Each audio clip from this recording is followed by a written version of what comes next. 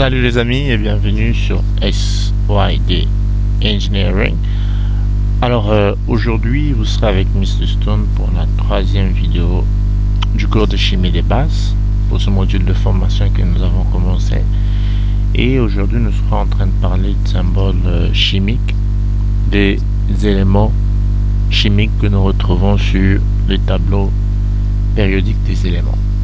Déjà, ce qu'il faut remarquer ici, c'est que les éléments chimiques, c'est-à-dire les atomes que nous retrouvons représentés sur les tableaux périodiques, sont symbolisés. Évidemment, ça veut dire, pour exprimer par exemple qu'ici nous avons l'atome de carbone, l'atome de soufre et ainsi de suite, nous utilisons des annotations, nous utilisons également des symboles. Ok? Nous les représentons par des symboles chimiques, et ces symboles chimiques sont soit une seule lettre, soit deux lettres qu'on tire du nom de l'élément. Et lorsque il arrive que cet élément chimique soit symbolisé par deux lettres, la première lettre est une lettre majuscule à côté évidemment d'une deuxième lettre qui, celle-ci, est une lettre minuscule. C'est comme ça que nous trouverons par exemple l'atome d'hydrogène représenté ici par juste H majuscule. Nous avons l'atome de l'hélium ici avec la première lettre H qui est en majuscule et l'autre minuscule. Nous trouverons par exemple le sodium, nous trouverons par exemple le bore, une seule lettre, le carbone et ainsi de suite. Seulement il existe au fait des symboles chimiques qui sont je dirais qui représentent des exceptions.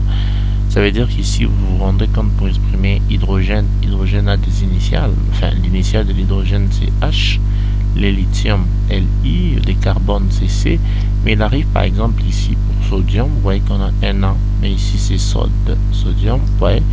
Alors c'est comme ça qu'il faut comprendre qu'il y a des exceptions, et ces exceptions viennent soit de différents noms anciens des éléments. Donc quand Dimitri Mendeleïev a établi au fait pour la première fois son tableau périodique, il a sorti des noms anciens qui peut-être avec le temps on a eu à les maintenir, et si ce n'est pas des noms anciens, ce sont des noms étrangers qui correspondent évidemment à une autre langue. Et voilà, c'est comme ça qu'on va par exemple trouver azote ici, mais pour représenter azote on a N qui n'a rien à voir avec azote, donc qui signifie nitrogène. Le sodium ici nous avons Na qui signifie natrium, potassium, kalium, étain, stanium, or, orium, le mercure, hydrogène ou hydrogénius, ça dépend, antimoine, sabium et les tungstènes, wolfram. Voilà un peu les exceptions. Donc on a juste à s'habituer à W pour dire tungstène, SB pour dire antimoine, HG pour dire mercure, AU pour dire or, et ainsi de suite.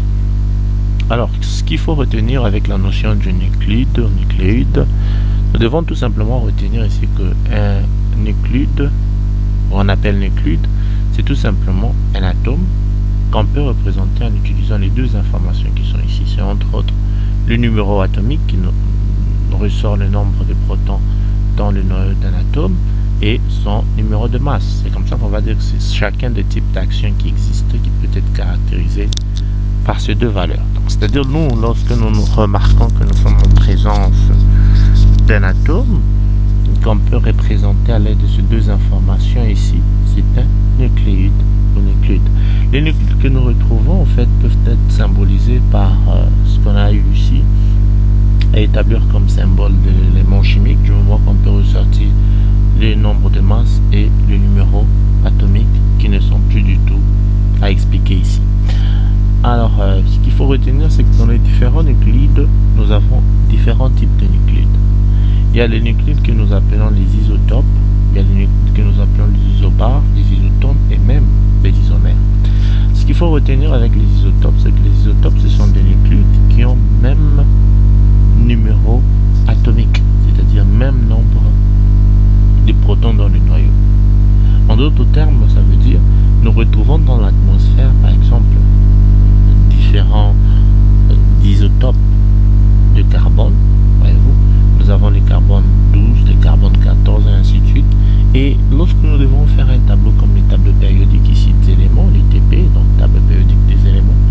devons calculer ce qu'on appelle la masse relative, la masse moyenne.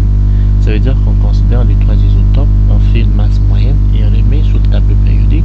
Et les données que nous avons sur le tableau périodique, c'est les données qu'on a pris en faisant la moyenne en fait de ces trois isotopes, parce que ce sont les isotopes de carbone. Et chaque isotope est dans l'atmosphère, par exemple, dans des proportions différentes. Par exemple, on va dire, nous allons trouver 70% de l'isotope 12, 10% de l'isotope 14 et 20% de tel isotope qui nous donnent en fait les carbones que nous connaissons aujourd'hui dans l'atmosphère. C'est comme ça que parfois on parle de la proportion de chacun des isotopes dans l'atmosphère, par exemple, qu'on va appeler abondance isotopique. Alors nous comprenons ici que les isotopes, ce sont des nucléides qui ont les mêmes numéros atomiques, mais qui peuvent différer en nombre de neutrons. Et lorsque nous prenons des isotopes, ils ont des propriétés chimiques qui sont tout à fait similaires, mais des propriétés physiques qui varient un tout petit peu. Évidemment, c'est à cause de leur différence de masse, parce que dans les protons, nous ne retrouvons pas les mêmes quantités, évidemment, de nucléons, parce que les protons et les neutrons diffèrent. Alors évidemment, par rapport à des propriétés nucléaires qui, par moment, varient un tout petit peu. C'est comme ça qu'on peut retrouver trois carbones.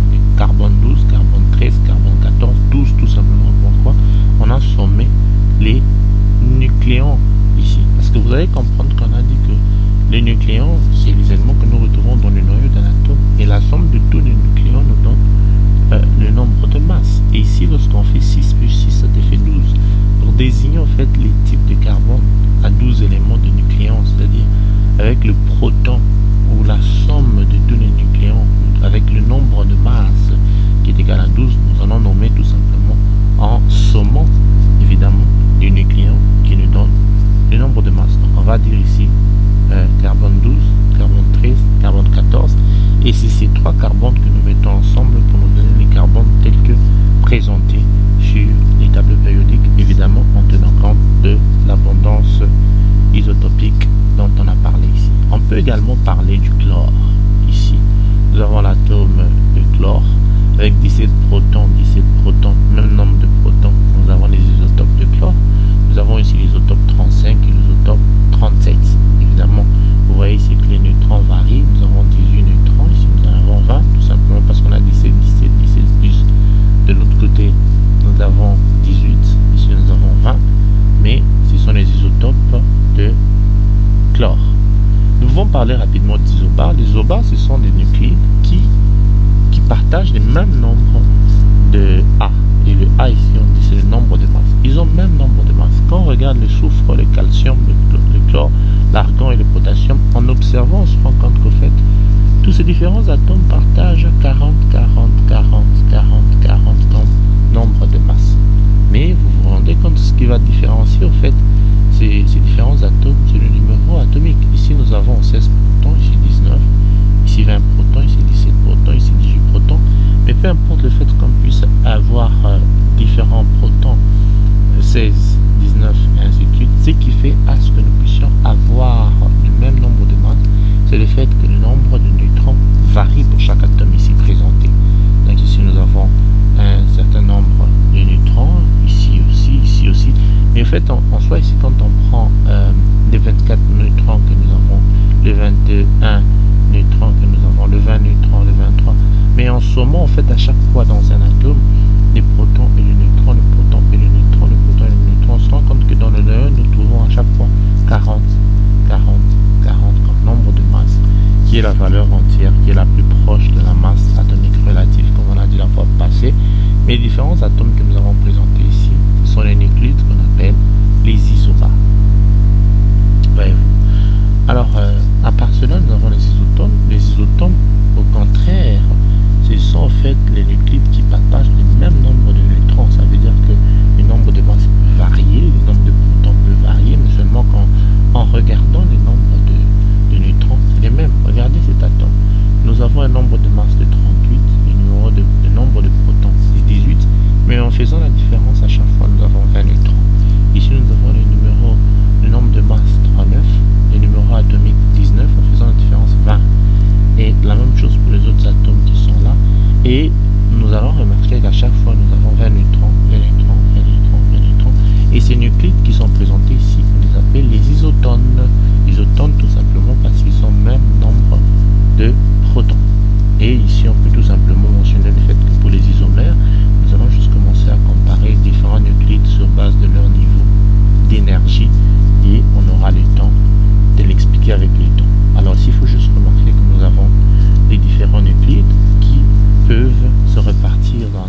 catégorie des isomères, des isotones, des isotopes et même des isotones. Alors, je crois que